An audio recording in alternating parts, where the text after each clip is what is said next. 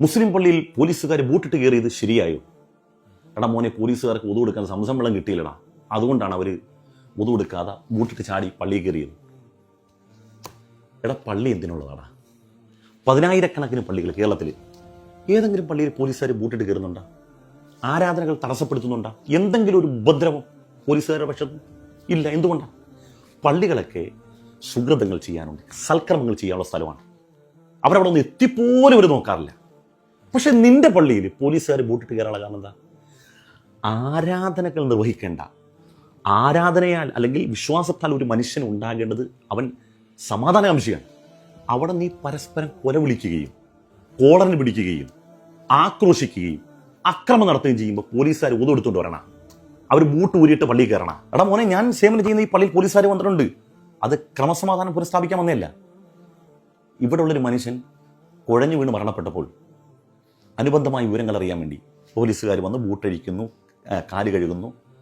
അവർ വളരെ ഭക്തിയാദരപൂർവ്വം പള്ളിയിൽ വരുന്നു, കാര്യങ്ങൾ ചോദിക്കുന്നു, ബഹുമാനാദരപൂർവ്വം സംസാരിച്ച് മടങ്ങിപ്പോകുന്നു. ആദരിക്കപ്പെടുന്ന കാര്യങ്ങൾ ചെയ്യുമ്പോൾ, നടക്കുമ്പോൾ ആദരവ് കിട്ടും. നീ തല്ലുണ്ടാക്കിയിട്ട് നിന്നെ ബഹുമാനിക്കണമെന്ന് പറഞ്ഞാൽ മേപ്പള്ളി കുറ്റി പോയി പറഞ്ഞാൽ മതി. നീ അവരെ കയ്യിൽ ലാത്തി കൊടുത്തിരിക്കുന്നത് എന്താണെന്നറിയോ? ഒരു നാട്ടിൽ ക്രമസമാധാനം നഷ്ടപ്പെടുമ്പോൾ അവിടെ തൊപ്പി വെച്ചവർ താടി വെച്ചിട്ടൊന്നുമല്ല, അവർ പുറവടിച്ചവർ പൊളിക്കും.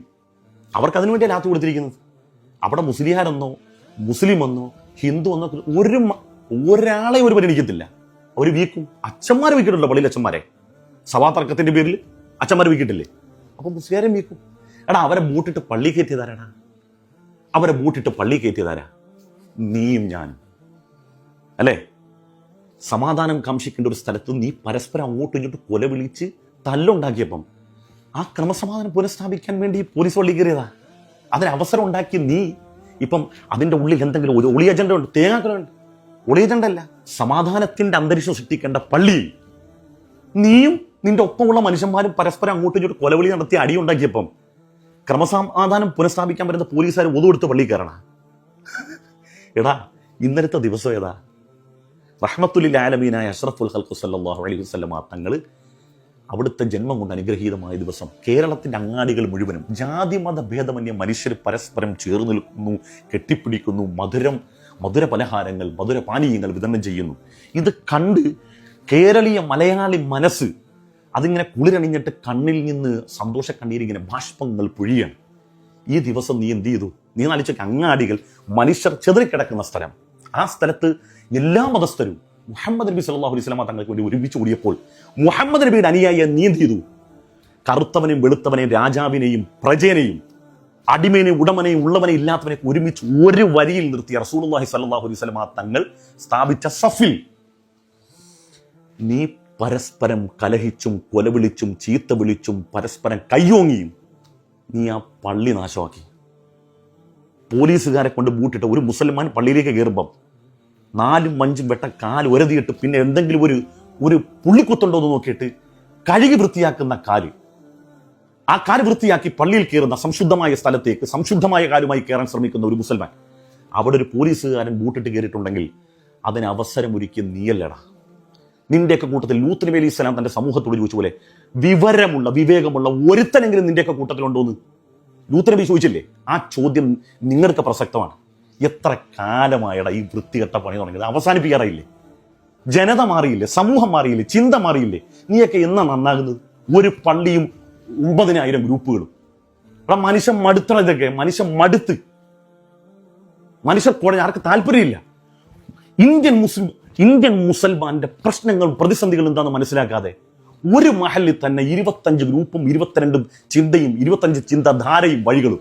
എന്നിട്ട് ഒരു ഇമാമിനോടെ കൊണ്ടുവന്നാൽ ആ ഇമാമ് നമ്മുടെ ആദർശത്തിൽപ്പെട്ട ആളല്ലെങ്കിൽ പിറ്റേ ദിവസം പോലെ അവൻ്റെ തുടങ്ങും. ഞാൻ ഇത് സോഷ്യൽ മീഡിയ ഉണ്ടല്ലോ, ഞാൻ പച്ചക്കാൻ പറഞ്ഞാൽ അവൻ എങ്ങനെയെങ്കിലും തുരക്കാനുള്ള പണി തുടങ്ങും.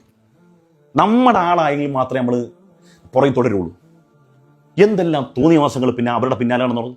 നിങ്ങളുടെ രാഷ്ട്രീയത്തിൽപ്പെട്ട ആളുകൾ അല്ലെങ്കിൽ അതേ ആ പാർട്ടിയെ പിന്തുണക്കുന്ന ആളുകൾ മാത്രമേ പള്ളി വരാൻ പാടുള്ളൂ എന്ന ചിന്തയാണെങ്കിൽ പുതിയ ജൻസി പിള്ളേർ വരുന്നുണ്ട്. നിന്റെയൊക്കെ മോന്ത പിടിച്ച് റോഡരിട്ടൊരകും. ഈ മുഖം ഉണ്ടല്ലോ, അത് ജൻസി പിള്ളേർ പിടിച്ച്, കാരണം അവർക്ക് ഇതിനോടും താല്പര്യമില്ല. പുതിയ തലമുറക്ക് ഇതിനോടും താല്പര്യമില്ല. നിങ്ങൾ എന്തെങ്കിലും തലയിൽ കൊണ്ട് നടന്നു, നിങ്ങൾക്ക് എന്തെങ്കിലും ആശയങ്ങൾ തലയിൽ കൊണ്ട് നടന്നു, പുതിയ ജനറേഷൻ നിങ്ങളുടെ ഊരക്ക് ചവിട്ടി നിങ്ങളെ പുറത്തുള്ളൂ. മനുഷ്യർ മടുത്തടാ. ഒരു പള്ളിയിൽ മനുഷ്യൻ പലതരക്കിലും പെട്ട് പല പ്രതിസന്ധികളും പ്രശ്നങ്ങളും പെട്ട മനുഷ്യർ ഒരു 5 മിനിറ്റ് വന്ന് ഇബാദത്ത് ചെയ്ത് പടച്ചവനോട് പ്രാർത്ഥിക്കാൻ വേണ്ടി സമാധാനം കാമിച്ചിട്ട് വരുന്ന മനുഷ്യന്മാരെ ഓരോ ആശയങ്ങൾ പറഞ്ഞ് 25,000 ഗ്രൂപ്പാക്കിയിട്ട് അങ്ങോട്ട് പരസ്പരം നമ്മുടെ ആളല്ലാത്തവർ വന്നപ്പോൾ ശരിയാകത്തില്ല. ഇത് പുതിയ തലമുറ നിന്റെയൊക്കെ മുഖം റോഡിൽ ഉരക്കുന്ന ഒരു അവസ്ഥ വരും. ഇൻഷാ അല്ലാഹ് അത് കാണാം. അതുകൊണ്ട് വിവേകമുള്ള ആരെങ്കിലും ഒക്കെ ഉണ്ടെങ്കിൽ ഇത്തരം കക്ഷി രാഷ്ട്രീയങ്ങളിൽ നിന്നൊക്കെ നമ്മൾ മാറി നിന്നിട്ട് മനുഷ്യൻ എന്ന വികാരത്തിൽ ജീവിക്കുക. അതുകൊണ്ട് എല്ലാവരും ഒരുപോലെ കാണാനും എല്ലാവരും ഒന്നിച്ചു കൊണ്ടുപോകാനും ശ്രമിക്കേണ്ടത്. ഭിന്നതയുള്ള ഒരു സ്ഥലത്തും അള്ളാഹുവിന്റെ റഹ്മത്ത് ഇറങ്ങുന്നതിന് മാത്രമല്ല അതിനകത്ത് ബർക്കത്തുമില്ല. ആ നാടും ആ മഹലും നാശമാവും. സിൻഫാനു മിൻ ഉമ്മത്തി ഇദാ സ്വലഹ സ്വലഹ അന്നാസു കുല്ലുഹും അൽ ഉലമാ വൽ ഉമറാ. 2 വിഭാഗം ആളുകൾ ഒരു സ്ഥലത്ത് നന്നായാൽ ആ നാട്ടിലെ ജനങ്ങൾ നന്നാവും. ഒന്ന് ആലിമും ദീനിന്റെ കൈകാര്യകർത്താക്കളായ ഉമറാക്കൾ, കമ്മിറ്റിക്കാർ, അവർ നന്നായാൽ നാട് നന്നായി. അള്ളാഹു നന്നാക്കട്ടെ.